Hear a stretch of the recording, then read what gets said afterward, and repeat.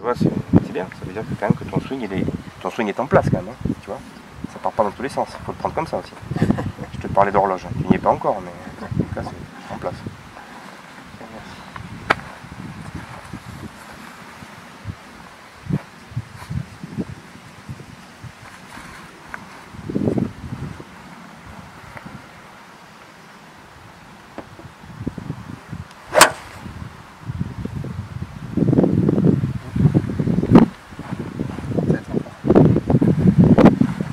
Tapé, mais il est quand même en tête. Tiens, je vais te le déplacer. Ouais. Tu veux que j'aille là-bas? Ouais, pour te chambouler un peu. Et là, tu es en direction de la statue rouge. Tu vois. Okay.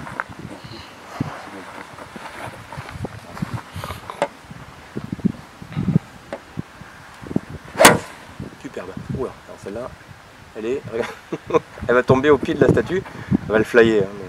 Boum. Allez, bijou. Allez, bijou. Tu vois, c'est quand même pas le même contact. Et t'es tombé à 80 mètres, donc il n'y a aucune surprise. 50.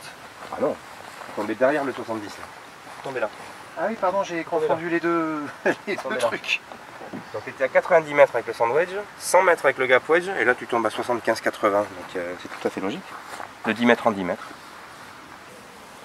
Je suis fatigué moi ce matin, mais pour dire quand même que Adi Schatz, mes chers amis golfeurs, reprise pas des fittings, mais ici nous sommes avec Bertrand, que j'ai vu au mois de, tu me disais Bertrand, fin juin. On s'est vu fin juin. On s'est vu fin juin, après bon j'ai été occupé cet été avec d'autres thématiques que le golf, mais là ce matin nous avons pris rendez-vous pour la remise de ces clubs. Alors Bertrand rentre dans la thématique des grands gabarits, très grands gabarits. Bertrand, ça se voit par rapport à moi, on le sait, je suis pas très grand, mais quand même, tu mesures combien? 1m96. 1m96, hein, donc bon, j'avais déjà fait un rugbyman de plus grand que toi, mais quand même on est très clairement dans un gabarit bien supérieur au standard. Et donc quand tu es venu me voir, on a travaillé les fers et les wedges. Tout à fait. Et la première chose que là ce matin, quand tu as pris en main évidemment, qui t'a changé par rapport à ce que tu es habitué de jouer, ce sont les grips. Les fameux grips de Bryson DeChambeau, les fameux Jumbo Max. Tu peux nous en parler 2 secondes? Le fitting, c'est vraiment ce qui t'avait interpellé beaucoup. Bah, c'est vrai qu'aujourd'hui... Tu savais que ça existait ce genre de grippe? Non, je les avais jamais joués. Et quand je te les ai passés, tu m'as dit Arnaud... Ouais, j'ai eu une bonne sensation. Ouais. Tu m'avais fait essayer un wedge avec ce grip. grip-là. Tout de suite, les résultats étaient sympas. Je l'avais bien en main. Donc là, on vient de faire le réglage des lailles.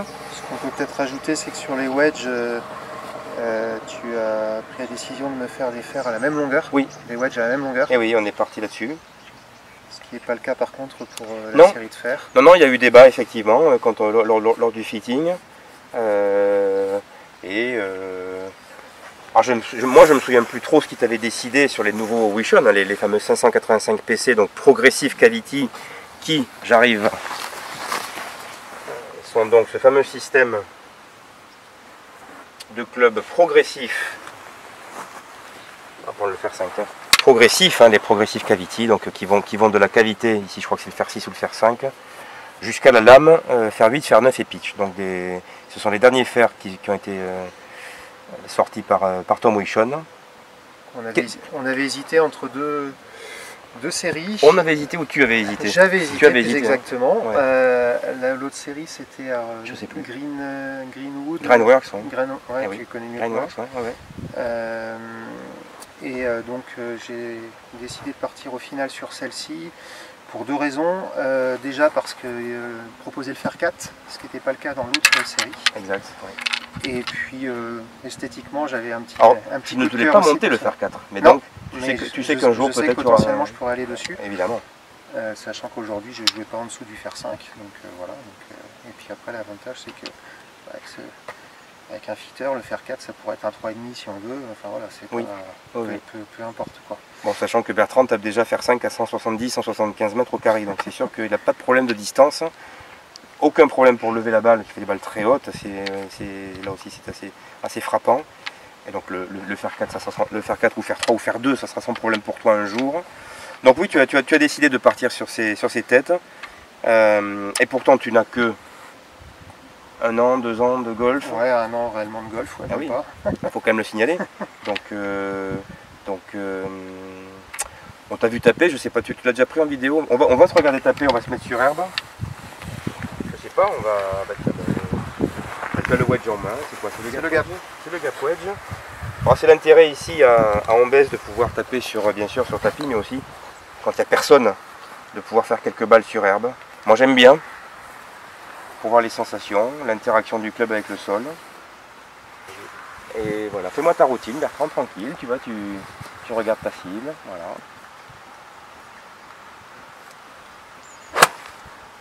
Superbe contact, un petit peu à gauche. Donc oui, moi j'ai choisi de te faire 3 wedges, évidemment des fers rallongés. Des fers rallongés, c'est pour ce gabarit-là. Donc il m'a semblé pas mal de lui faire 3 wedges de la même longueur. Et il n'y a donc que les lofts qui changent. Pour le coup, bien sûr, les fameux EQ1 NX qui ont permis de le faire. Après, c'est vrai que sur les fers, il y a pu avoir débat. Hein. Est-ce qu'on reste sur les EQ1 ou est-ce qu'on embraye plutôt sur des têtes de design plus classiques, j'ai envie de dire. Voilà. Mais sur les wedges, je pense que tu seras bien avec ces 3 têtes. Hein. Alors, on peut braquer sur le fer 8 qui est semi-lame, hein, semi-lame ce fer 8 Richon. Ouais.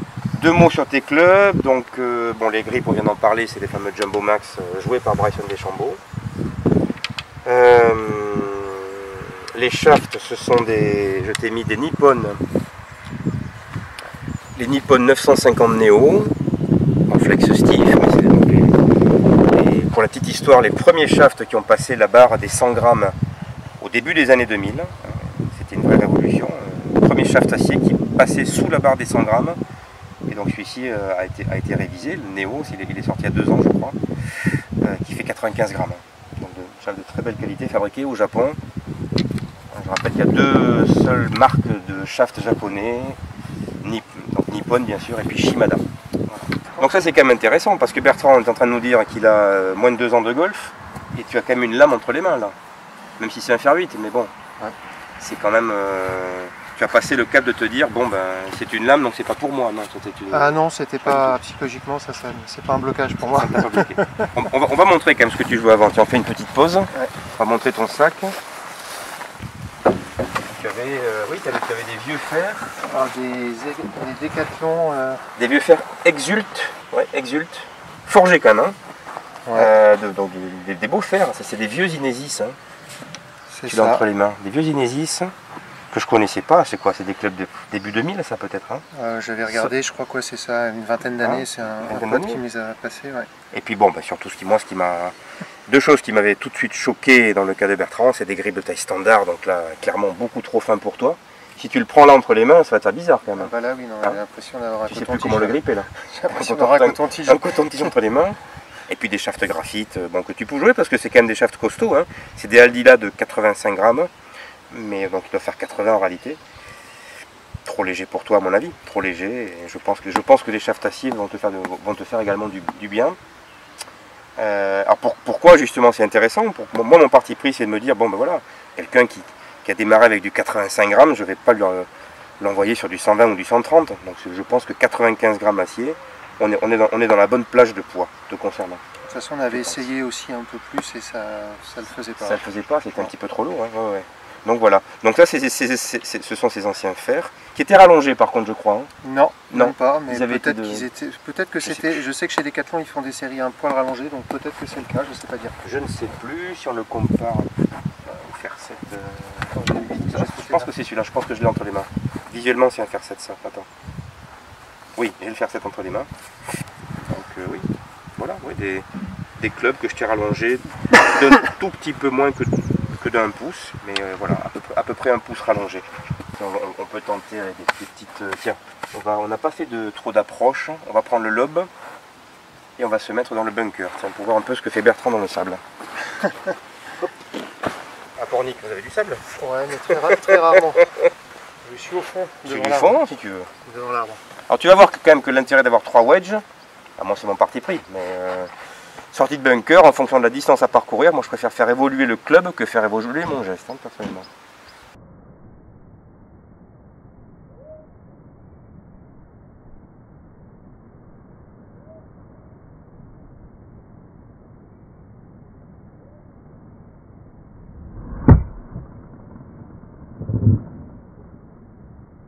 parfait. Donc tu vas vite te rendre compte de tes amplitudes, elle était superbe celle-là, avec chaque club. Ouais, bien parti. Et voilà, n'aie pas peur de prendre un gap wedge pour faire une longue sortie de bunker par exemple, hein, tu vois.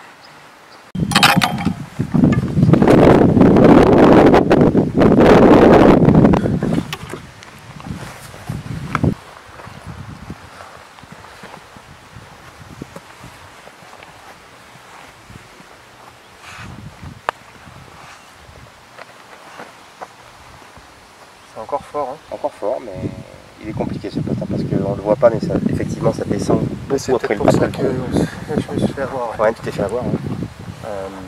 Fais-le en sens inverse. Ouais. Fais-nous celui-là, tu vois là où je suis, là voilà. Joue-moi celui-là. Plus en montée pour le coup. Après, hein, tu vois, des petits putts comme ça, voilà. Des putts qu'il faut rentrer. On le sait, il faut les rentrer.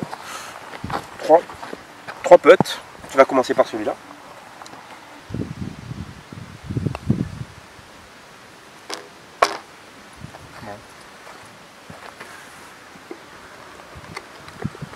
Après sur celui-ci, Il est pas mal ce putter, hein, parce que le grip est bon, le poids est bon. On poursuit ce fitting de putter sur un autre green, qui est en fait le mini-golf de la presqu'île d'Ambès, du BCC.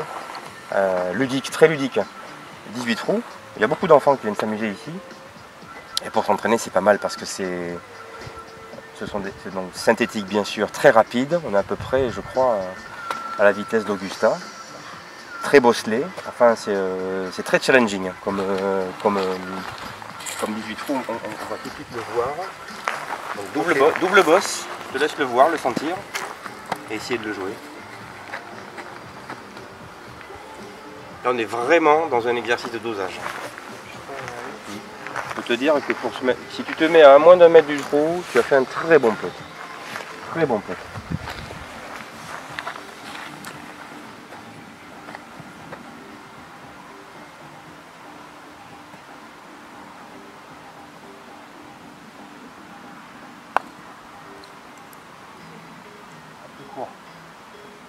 Que dit-il? Rapide, hein? Eh ben, c'est un très bon putt. Tu as 1,20 m du trou. Je te dis bravo. Je vais le jouer, tiens. Je vais te montrer la seule façon de le rentrer. Il m'a fallu du temps pour le comprendre. En fait, il faut jouer par la gauche celui-là. Ah purée, j'avais fait l'inverse. Ah, oui. Légèrement à gauche. Je l'ai rentré une fois. Mais, par la droite, il est quasi impossible. On peut, je pense, par la droite, mais quasi injouable. Par la gauche, si on le prend juste... En utilisant la bosse pour te ramener, quoi. Oui, c'est ça. Qui fait un joli gauche-droite.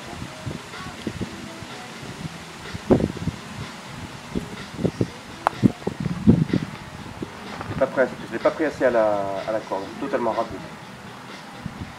Mais c'est ça. Je vais taper un peu plus fort, gauche-droite, tu reviens, tu as une chance de le rentrer en dessous.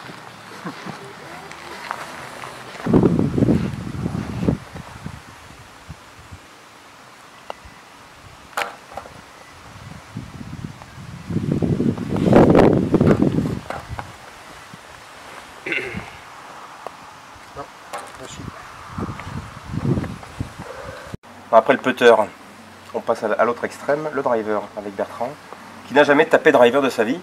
C'est ça Bertrand à peu près? Oui, à peu près, ouais.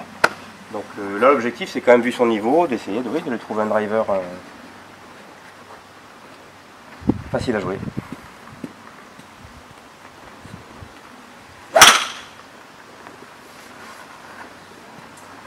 Et là bon, tout de suite, donc je lui ai sélectionné quelques drivers. Celui-ci est très spécial, hein. Ça c'est une vieille tête. C'est une vieille tête de Titleist. Ce qui est intéressant c'est qu'il a le grip qui correspond à ce fameux Jumbo Max. C'est un driver de taille de bois 3. Mais qui a l'équilibrage d'un driver normal, hein, des 3, des 4 si j'ai bonne mémoire. Mais 43 pouces, donc taille d'un bois 3, et c'est ça le message clé. Malgré ces 1,96 m, il y a fort à parier qu'ils repartent avec un driver raccourci. Donc pour ceux qui penseraient que plus on est grand, plus il faut des drivers longs, faux, archi faux, selon moi. Tout est question là aussi d'étapes dans la vie du golfeur. Et quand je vois celle-là par exemple, je me dis que c'est bon. Là c'est 250. Hein. Elle est au fond du practice. Hein. Au fond du practice.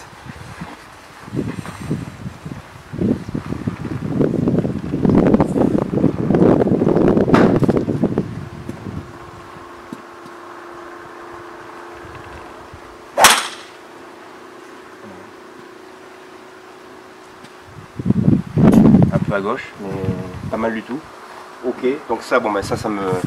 J'étais parti chercher un club, mais ça conforte dans ce qu'on avait évoqué avant. Surtout pas besoin de te faire essayer un driver rallongé. Allez, celui-là par exemple, voilà, celui-là, là on rentre dans un driver 44-75, j'imagine. Qui est plus court même que le... Oui, c'est ça. 44-75, en boutique on va se retrouver là, 46.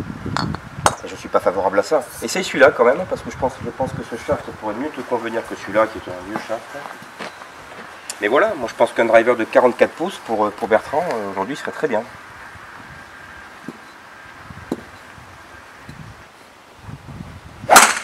Alors, on retrouve quand même une belle trajectoire tendue, un poil basse, mais ça me plaît 100 fois plus que tout à l'heure. Première fois que je tape comme ça, ouais. Les fois d'avant, je faisais moins.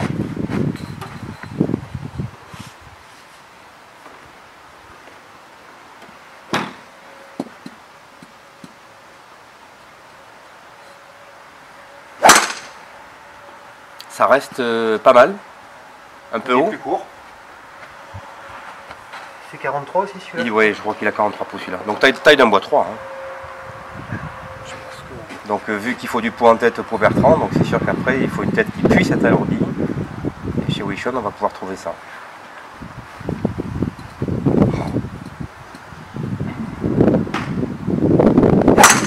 C'est pas mal, hein. Ça c'est 240 plein milieu. Hein. Alors ça c'était juste une parenthèse, hein, sur les prototypes d'Arnaud pendant l'été. Après Bertrand, je vais t'aider un petit peu. Bertrand est vraiment un joueur qui tape très bien les fers. Donc il est évident que de là la posture est capitale. Et que oui, au driver effectivement, il faut avoir plus d'angle, il faut être plus derrière. La balle évidemment très au pied gauche. Ça va te donner, Bertrand, beaucoup plus de chances de la prendre donc nettement plus en remontant. Et non pas comme un fer où là tu cherches vraiment à toucher le sol après l'impact, le fameux balter. Ça, tu n'as aucun problème à le faire. Je répète, le bon test, là on est sur un tee en plastique qui ne bouge pas, mais tout à l'heure on l'a même entendu, on a entendu le bruit. Tout à l'heure tu nous as fait ça, ce bruit de tee qui est claqué. Tu as claqué le tee, tu n'as pas claqué la balle. Donc ça c'est bien, faire un parcours de golf et se dire tiens, à la fin de la journée, je n'ai cassé qu'un tee sur 14. Ben, c'est bien déjà, hein. C'est bien. Casser le tee à chaque départ, là, clairement, il va falloir travailler cet angle d'attaque, l'angle d'attaque.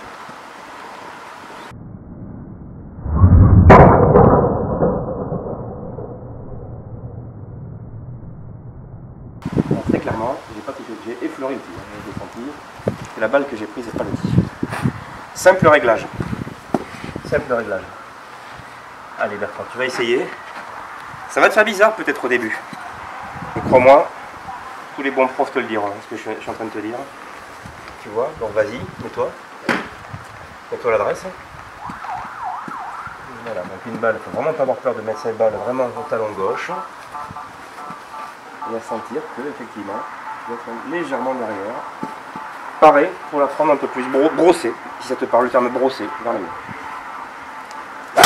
Voilà. Tu vois la différence? C'est une mine. J'ai même pas besoin de Flightscope ou de Trackman.